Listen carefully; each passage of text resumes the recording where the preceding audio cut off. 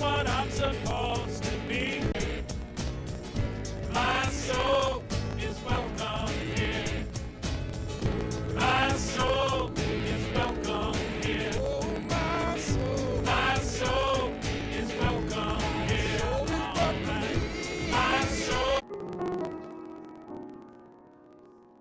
I was told we have some newcomers. I recognize, I see a couple.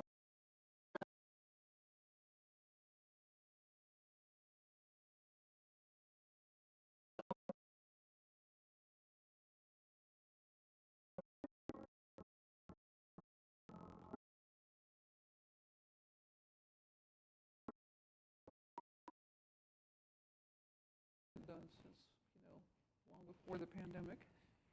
But certainly feel free to stand up, and I think the words are going to be up on the screen. This family of love, and hold you in our hearts the way you are. We're all friends. We are all friends here. There are no strangers. There are no strangers. Once you walk inside that door, we welcome you to join us. We welcome you to join us in this family of love and hold you in our hearts the way you are. One more time. We are all friends here. There are no strangers. There are no strangers once you've walked inside that door. We welcome you. We welcome you to join us in this family of love and hold you in our hearts the way you are.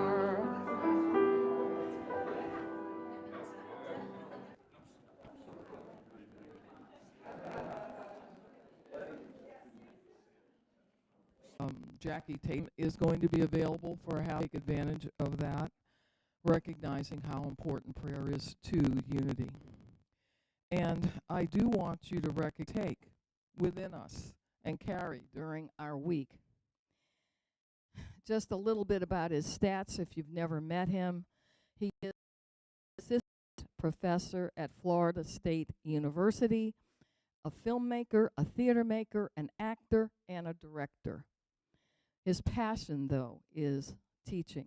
It grounds him in every aspect of his life. I've been an educator as well for over 50 years. And we both recognize that we learn more from our students and those we serve than we are actually gifting. So he recognizes that reciprocal process. And the always, eye of the storm, or if you prefer, eye of the tiger. Ryan, will you open prayer? Sure. I'm mic'd up. Thank you. One of the things that's going to root our time together is Emily Cady's Lessons in Truth. And so one of the things that Emily Cady talks about is the ocean, right? So imagine a vast ocean. And so if we were to take a droplet from that ocean, that droplet has all the components, all the composition, all the minerals and dynamism that one droplet as the whole. That is us in relation with God, right? So we are manifestations, are bursting out, and we prayer, that's going to be the thing that grounds us. So if you're able, if you want to close your eyes, yourself grounded, allowing the chair to support you. In unity, we simply say, one presence. We give gratitude for this moment, the moment that enabled us to be here with each other in community. Those who are passed on to another dimension, who are now ancestors. Those who inspired our presence here. We acknowledge and welcome the spirit, their memory. And in our allowing, we give thanks for the combustion of energies that creates this moment. The moment that creates love. And we know that where love is, you are. And you are always around and present. So we give thanks for the clarity that we are manifestations of the one power, the one source. Love, divine love, God. This and all things we give thanks. And so it is. I want to, this is one of my favorite things. So typically I do like the Sunday service leader. And so when I do the announcements, I ask if we have any newcomers. So that's one of my favorite things. Do we have anybody here for the very first time? Okay. Second time? All right, welcome back. All right. Thank you. And so whether you've been here for 2 times or 1,000 times, I believe there's something that is something powerful about the repetition of the thing. It deepens the impression. And so through this experience, it'll be stuff that you've heard before, but it's always good to be reminded of the inner truth that always is with us.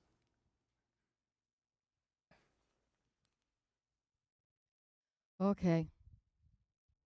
Am I here? Okay. I get a thumbs up from behind. That means go for it. First, I just need to remind us of the month's theme. We have been focusing on honoring our family, whether it is the family of blood or whether it is the family of our heart.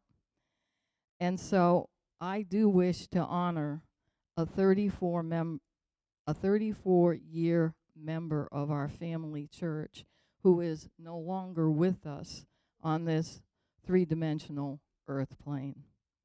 Sue Henry Young has been and had been selflessly serving this family in so many ways, in so many roles, and offering so many hours. And most editor, the and the webmaster, and keeping track of our PR information. So please know that there will be a celebration of life here sometime next month, and more information will be shared when we receive more direction from the family. And I am so grateful to announce that Shirley Mogensen has stepped up to support the PR team in taking on some of these roles. So as you have greeted each other this morning, I want you to just notice that these people are so caring, so capable, and we are so blessed to have congregants that are so willing to offer their hearts and their time. I want to mention, although he cares not to be mentioned, Bill Lang has been behind the scenes taking care of our church family and our church home all week. And I wish to acknowledge the one sitting next to him, Dan Ling, who has been so gracious as to share him with us. They have been incredible. I just need to say that. I also want to mention some unsung name here, a newcomer that has been just stepping up, Laureen Wilcox. Laureen mentioned she just likes a nice cup of coffee. And that was just about the time where Laurie had mentioned, so if you have an idea, put it in play. So what she decided to do, which helps us amazingly and gives us with a high quality of coffee, is she goes to Costco, gets beans, good beans, grinds them at home, packages it for us, and then we end up with high quality coffee. You see a need, and you step up to it. I just want to say it's so sweet. And Laurie Mills, our volunteer coordinator, is still open for us to suggest more. So offering names of those that we wish to have as a volunteer. There is a small form that is either in the entry here on that half circle glass table, or it's out in the gathering room. And it has Lori's name on it because Lori Mills is our volunteer coordinator. So if you have a name you would like to honor, please simply fill this form out and just leave it there, and it will be taken care of.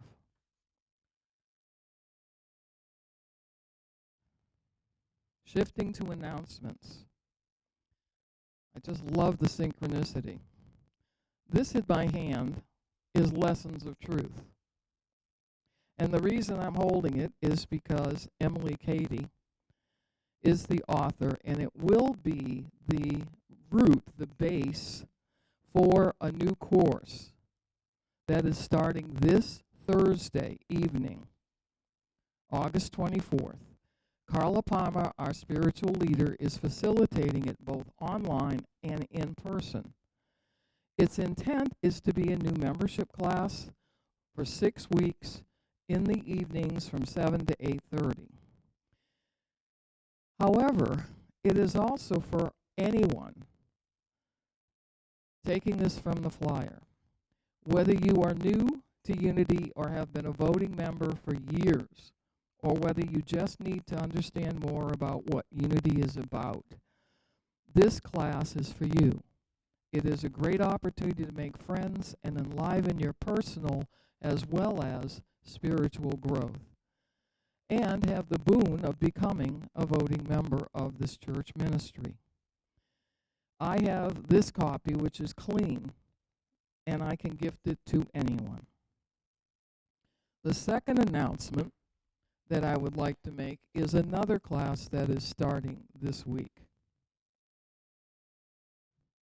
The flyer for Carla's is either on white or yellow.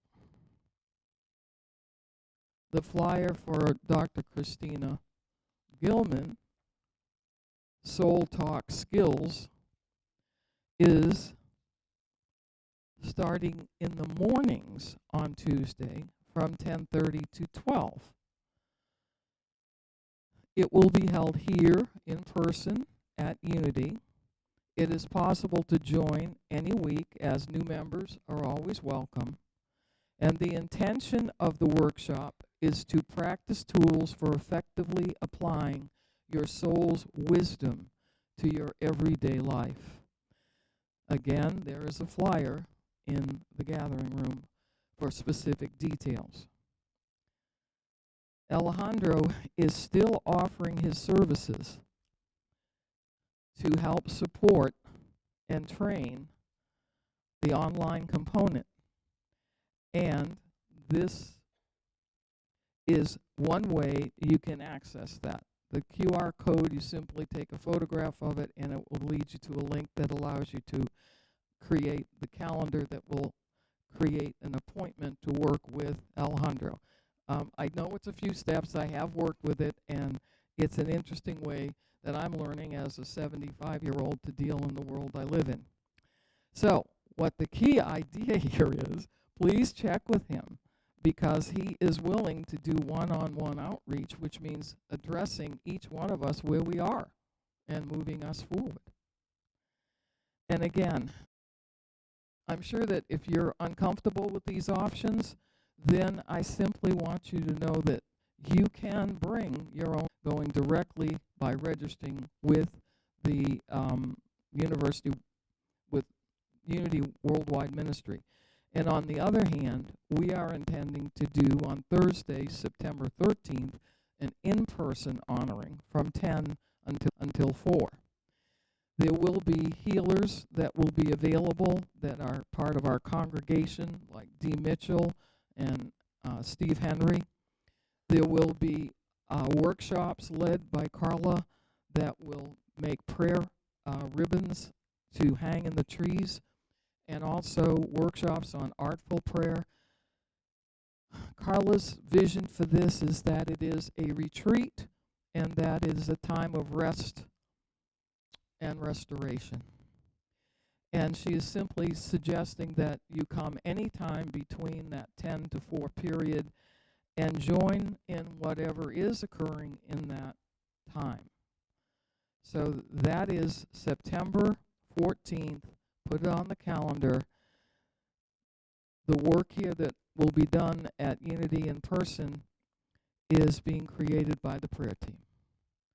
Okay, I think, good heavens, I am done. Okay, Christine.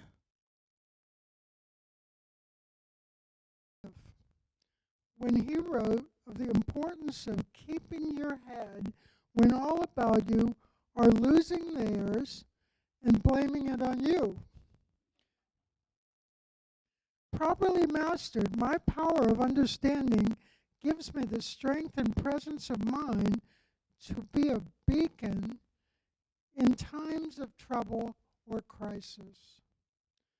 Whatever this day may bring, I will carry the light of understanding with me. I am cool in spirit. I am understanding.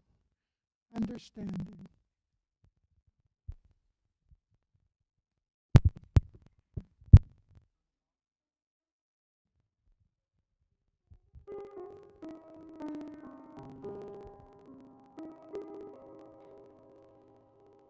This is a song that I was, this is one of the songs that I put music to, of the words of James Stewart Freeman, on my album, The Traveler. And in the album, there's wonderful flute by George Tortorelli and harp by Lisa Linda Franco from California, Hannah Alcori on cello from Colorado. But they're not here today. This is called Oneness. Out on the Cape where sea and land are almost one, I like to stand. Their boundaries don't exist. Sea and earth and I all intermix.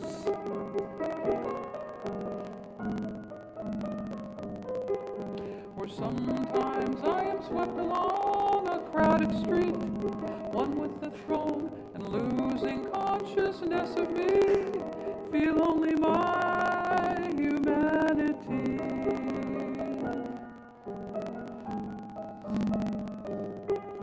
Or in the silence of a prayer, I find God's presence everywhere. My heart dissolves in God's one heart. Where does God end?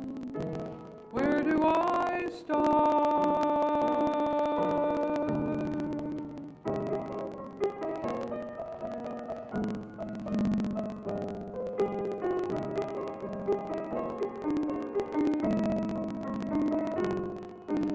Out on the sea where sea and land are almost one, I like to stand.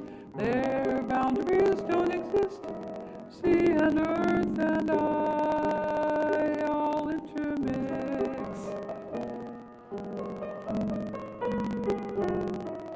Or sometimes I am swept along a crowded street, one with the throne, losing consciousness of me. Feel only my humanity.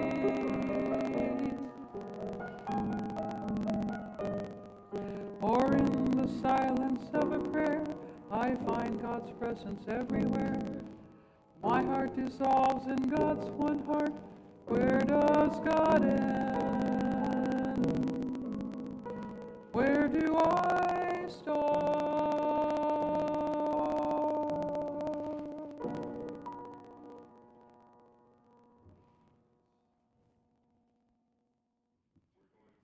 Move into meditation.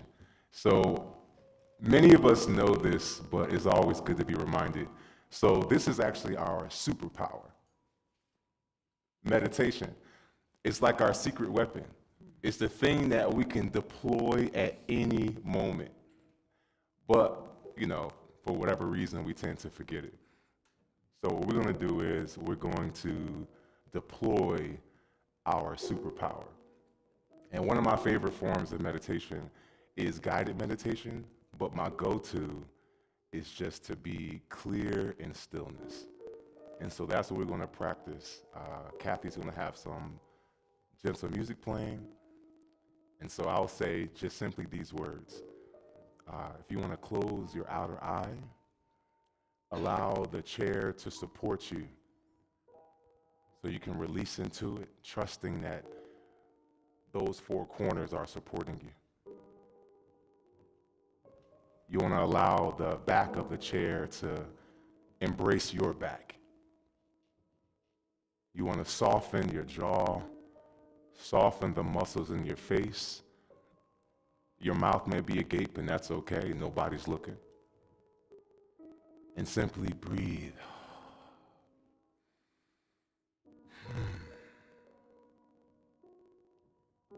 Some of us like to keep our palms open, facing upward. Whatever allows your shoulders to soften. Whatever you need in this moment. So you'll soften whatever and breathe.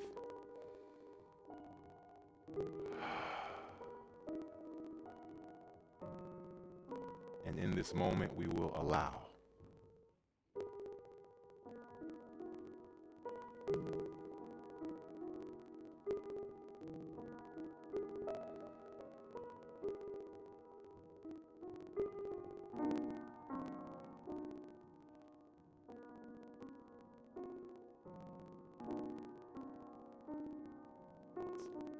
Our thoughts are like balloons. We see them, they release. We breathe.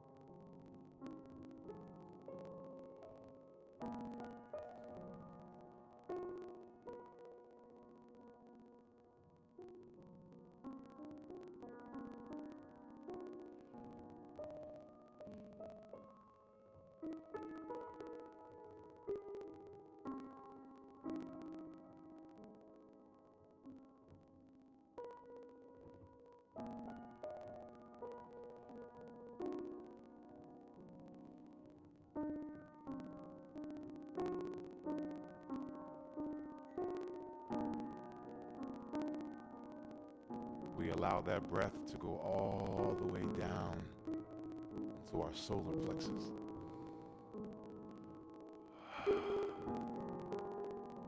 This breath is our life. It's our cleansing force. It's our reminder of being connected.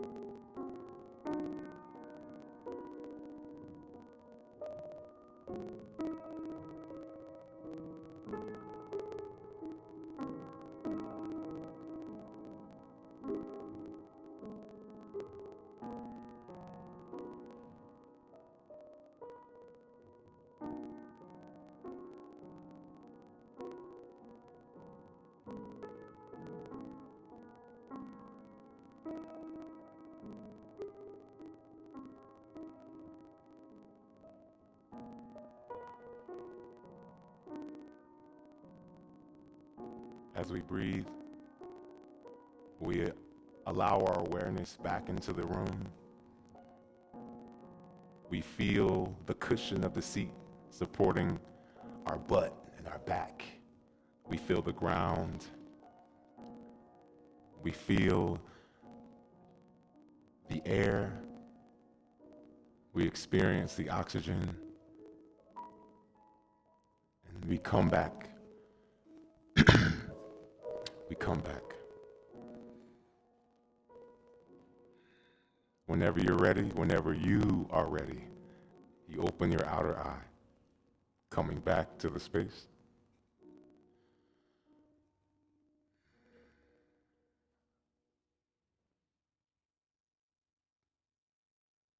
That's our superpower. That's our superpower. And we know it, right? But sometimes it takes us to say, you know what, let me breathe, right? This is our superpower. One thing that I needed to be reminded of when I was just learning how to meditate was wherever your entry point is, that's okay, right? So there was a study done with monks, Buddhist monks, and they hooked them up to these wires, and they found that within a moment, they were locked in, and just like the Zen waves were there, right? Within a moment, right? And I read this, I'm like, oh my goodness, I don't know how long it would take me to do that. But I learned that just the process of stillness, even if the thoughts come, however random they are, that is the process of stillness, right? It's all okay. So, thank you for the gift of Kathy. We are richly blessed. Thank you so much for being with us today and for sharing your gifts. As many of you know, family is the theme of this month. Now, family doesn't mean the same thing for everybody, right? It can stir up all kinds of emotions. Some vulnerable communities are structured around the chosen family model, right? So when we say this is a family, that word doesn't mean the same thing for everybody, right? In this space, we use the word family because I think that's one of the best ways to call each other, right? New members and those who attend regularly will have an opportunity to join the family, if you will. And the text they'll be using is Lessons in Truth by Emily Cady. And so when I thought about what today's talk would be, I thought it would be perfect for us to revisit the same text that our new family members will be reviewing. So that, again, is going to root our time together. So for those of you who heard my talk last month, this is part 2. And so the spoiler is everything always works out, period. So that was what you missed last month. So this month, the title of today's talk is Eye of the Tiger, Eye of the Storm. Eye of the Tiger, Eye of the Storm. So eye of the storm, what does that mean? Y'all know I'm a teacher, I love research. So I looked up, there's a thing called the Stacks Exchange. And so there's an English language and usage dictionary. So for somebody who's not familiar with our idioms here in the States, you can go to this database and figure out what this thing is. So there was a guy or person, their username was Gestalt, right? And so they were simply reading the French bank shares, trying to understand it from The Economist, right? And they couldn't quite understand why The Economist was using Eye of the Storm. And so they posed this question in the English language and usage Stacks Exchange. They said, quote, if French bank shares were in the calm region, wouldn't that imply that they were largely unscathed? Is there some distinction that I am missing between eyes of the storm, cyclones, hurricanes, etc.? So they're asking a legit question, like, what is eye of a storm? What do cyclones and hurricanes have to do with the French market, especially when they're stable? So G. Butters replies and says this, I'm pretty sure that it means that if there is more turbulence to come, if you are in the eye of the storm, that means that you had to suffer through the winds of the outer swirling cloud. Inevitably, as the storm moves away and leaves you in the eye, the winds are going to pick up again, right? So that's somebody explaining to Gestalt, listen, it just means you went through something crazy, it's calm now, but get ready, it's about to get crazy again. So thank you, G. Butters, all right? So eye of the storm is right in the middle of conflict. Now, we know that that phrase is also rooted to a natural phenomenon. So meteorologist Matthew Capucci says this, quote, circling just outside the eye are the winds that make up the eye wall. All right, so we know that there's the eye of the storm, but there's actually the eye wall that fortifies that center.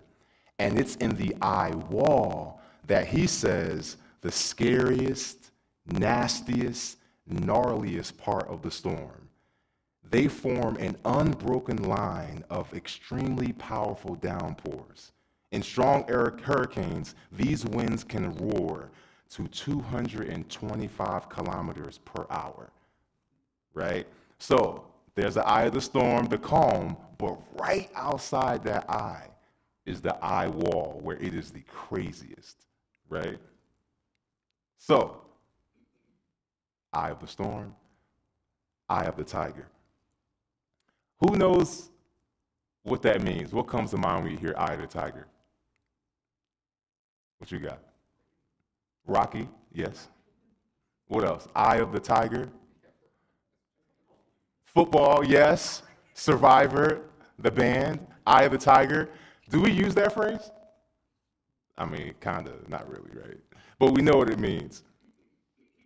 Apparently, eye of the tiger is a phrase. I don't even know how true this is, y'all, but you dig enough in Google, you'll find some answers. So apparently, eye of the tiger is the last thing the prey sees before they meet their demise, right? So the eye of the tiger is like intensity, okay? The meaning and origin of the idiom is someone who is focused, confident, and has the look of being intense, somewhat cold, but very fierce, with a never say die attitude, and I end quote. So we also know tiger's eye is also a stone, a gemstone, right? Who in here is familiar with crystals? What do tiger's eye, yes, we got a couple. What do tiger's eyes represent? What do they look like, first of all? Who knows what? Uh-huh. There's translucent. They're really popular, so if you go to Ross, you can go to the jewelry section and see them for $10 for a bracelet, right? What do we know about tiger's eyes? What do we know about that gemstone? Sally had one. What do we know about the tiger's eye? The tiger's eye is known for embracing one's inner strength, right? Personal willpower. And it's also a call to protection, right? So if you wear the tiger's eye, that bracelet, it's supposed to recenter you and focus you. Now, how are these phrases related? Eye of the storm, eye of the tiger. Eye of the storm, eye of the tiger. Inner strength. They are both a way of thinking. They're both a way of thinking, right? To perceive a thing and say, I am in the eye of the storm, right? It got crazy and it's about to get crazier. Or to say, I got the eye of the tiger. I'm ready for this baby. Let's go, right? So both are a way of thinking. The way one thinks about a thing determines the outcome. So that's not me. That's sage wisdom passed down through millennia. And so I wanted to look to Emily Cady. Emily Cady is great. So in lesson 3, she talks about, I'll just read it for you.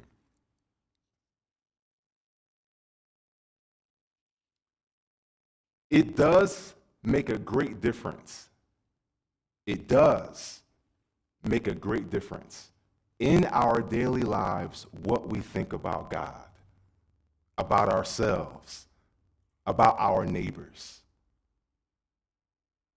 Though through ignorance of our real selves and the results of our thinking, we have let our thoughts flow at random. Our minds have been turned toward the external of our being, and nearly all of our information has been gotten through the 5 senses. Now, what she's getting at is many of us, our thoughts will go from the price of gas and the frustration of that, to the gift of air conditioning, to I need to get my tire fixed because who knows, I might get a flat at any point. So the flow and pendulum swinging of those thoughts, what Emily Cady argues is something that we need to be mindful of. Now, I don't know about y'all, but when was the last time you tried to stay positive after stressing about something? Right? When was the last time you were anxious about a thing, it worked out, but the anxiety still looms? Right? I mean, it happens all the time. We'll stress about a thing, how is this going to work out? And then poof, somehow it works out, right? Somehow, it always does. But because the stress of it was so intense, when it works out, we got to take a moment to calm down. Okay, and then we're like already on pins and needles, embracing and being and ready for the next thing, right? So what Emily Cady argues is, what happens if we are mindful of our thoughts, even the random things? She says, what we think about ourselves, what we think about our neighbors, the random thoughts. She goes on to say, we have thought wrong because misinformed by these senses, and our troubles and sorrows are the results of our wrong thinking. All right? Now, I mentioned a moment ago that the way one thinks about a thing determines the outcome. That isn't, right? That's not like something that I created. We know that, right? The way we think about a thing determines our experience of it, right? That this is like the duh, right? But somehow, when we are moving through an experience, the cloud feels so intense. The how, again, the how is up to the universe, but the how is the thing that we're trying to hold on to. And it's not until we say, I don't even know, then it works out. But we keep being reminded of it, right? So our charge to Emily Cady is, what happens if we're mindful of our thoughts and our everyday things? So as many of y'all know, last Sunday was Kenya's birthday. She turned 1 year old. The day before we had a little birthday party, right? So last Saturday. I say little because of the number of people. It was about 10. But it was big in preparation. Now, many of y'all don't know this, but during the pandemic, we bought a fixer-upper, right? And here's the thing, y'all. It is nothing like HGTV. So when you get a fixer-upper, it does not work out in the commercial break, right? 10 minutes later, the tiles aren't done, okay? So we got this fixer-upper, and y'all, this was the very first time. We got this house 2 years ago. This was the first time we were going to have guests. So while it was going to be like a little party, it became big in preparation. So I'm running around the house, ripping through, trying to do everything. Now, just to give you context, an hour before the party, I was installing a toilet in the main bathroom. All right? That's to give you context. So this isn't like hyperbole. An hour before, all right? So here's more eye of the storm stuff, if you will. All right. You don't realize the gift of a thing until the absence of it. So that's what we talked about last month. So this is part 2. You don't realize the gift of it, right, until it's gone. So the gift of air conditioning was not fully realized until the house was 94 degrees, okay? And so we got the bathroom that needs to be taken care of. The grass hasn't been mowed. We have family that already flew in. And, oh, by the way, the AC isn't working. So here's how this happened. We figured out that if we went to the drain line and vacuumed out 2 cups of condensation at a time, the AC would run, okay? So during the party, people will be talking to me. They will be mid-sentence, and I would say, give me 1 second. And I would scurry to the utility room and connect that wet, dry vac. This is last Saturday, y'all. This is like active. So I still got some battle wounds from this experience, right? So people are talking to me, and I'm like, okay, 1 second. And the party was only 2 hours, but it felt like I was ripping and running. And so the toilet that I installed, when you flushed it, it didn't go back immediately. So if somebody didn't push the lever up, it would just run. And so the next person, there would be no water to flush, right? So I'm watching, I got one eye on the bathroom, and then the other ear is on the AC. So if somebody comes out the bathroom, I run and push the lever up, talking for 2 minutes, I run to the utility room. Right, meanwhile, I'm like smiling, oh, so much fun, thank you so much for being here, all right? So we here giggling because y'all know the pain. Y'all have been there, right? You have been there. Okay. We made it through the party, y'all, right? We made it. The AC only cut out twice. So even though we had a couple of people close to melting, we worked it out, right? It never got to 90 degrees. It was at a calm, balmy, like 78, right? It was great. So we had already had a specialist come to the house. So this wasn't something that I was just like avoiding. We had already had the specialist. The quote was $300 on top of the $85 for the house call. And so I was like, okay, thank you so much. We'll figure this out. So I committed hours to, y'all, I found some obscure manuals in the manufacturer's online website. I was digging deep, y'all. I was in Reddit. I was trying to figure this out. And it just never worked out, hence me vacuuming, running back and forth. Okay. For weeks, I had abandoned this thing that was looming. I saw it coming. So the baby's first birthday was on the way. It was looming, right? But I abandoned that. The slow encroaching of the baby's birthday party crystallized the urgency to get something done. Now, what I could control was the fact that I could do baseboards, I could work on the door jambs, I could paint, right? I could pull up the flooring, I could install a toilet. I knew my limitations, but when it came to that AC, it was like not happening, right? Family were flying down. This was the first time we had guests coming over, and the self-consciousness of the house not being ready took precedent, okay?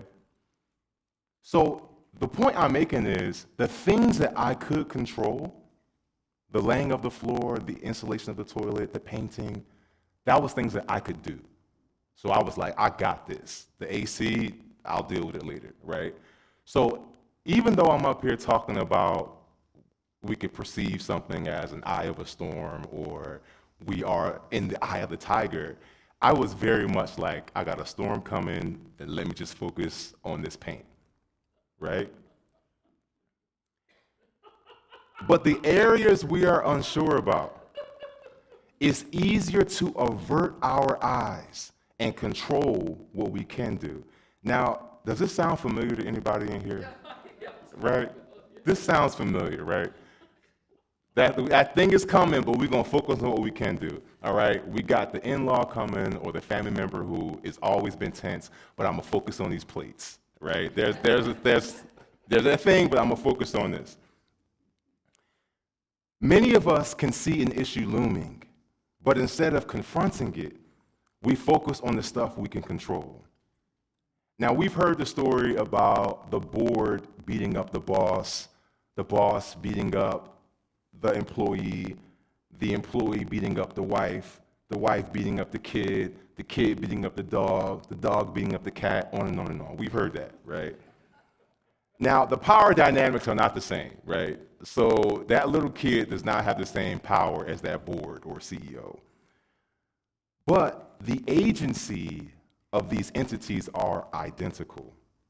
One uses their power to control another. Now, we do that with situations.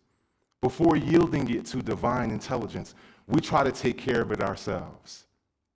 And I said it again, imagine what life would look like if we gave over, even to the little things, to divine intelligence. So back to our fixer-upper. So here it is, days before Kenya's birthday. If we don't vacuum every 5 minutes or so, it shuts off. At one point, it was 100 degrees outside, so the incentive was there. Finally, it was time to pull out the big guns, right? Here's the big guns, y'all. I didn't know the name of these pipes. That was the big gun. I was going to have to go learn about units, AC, what's that pipe called? What's that thing that, I don't even know the name of it. I don't even know where to start if I wanted to type it in Google. So that was the big guns. I was going to have to learn about something that I was completely insecure about. And the biggest lesson that I learned from this experience is, if you don't know the question to ask, we leave clarity to randomness. If we don't know the question to ask, we leave that clarity to randomness. In other words, in this vast, all-knowing, all-allowing universe, if we allow ourselves, we can mosey on by. We can just float. The pesky issue or person will still be there. We change jobs or relationships or neighborhoods or cars or extracurricular activities, and that pesky thing will meet you there. Y'all know it, right? Y'all retired to get away from that thing, and then poof, here's a new neighbor, okay? Wayne Dyer tells a story of walking on the beach, and he says that a couple approached and was like, oh my goodness, we love it here. We're thinking about moving. How are the people here? And so Wayne says back to them, well, how are the people where you're currently living? And so the couple says, oh my goodness, they are awful. Everyone is rude, unpleasant, impossible to get along with. And then Wayne says to them, well, you know, people are exactly the same. Just like, yep, that's how they are here. Okay? So the people scare you off. Wayne continues walking. Another couple approaches. This is his story, by the way. Another couple approaches, and they say, oh my goodness, we just love it here. We're thinking about moving. How are the people here? And so Wayne says, well, how are the people where you currently live? The couple says, oh, they're wonderful. People are helpful and nice. They get along, just wonderful. And so Wayne says, that's exactly how the people are here. One of the points he makes in this story is whatever we have our eyes fixed to see, we see it. We see it. Okay? Emily Katie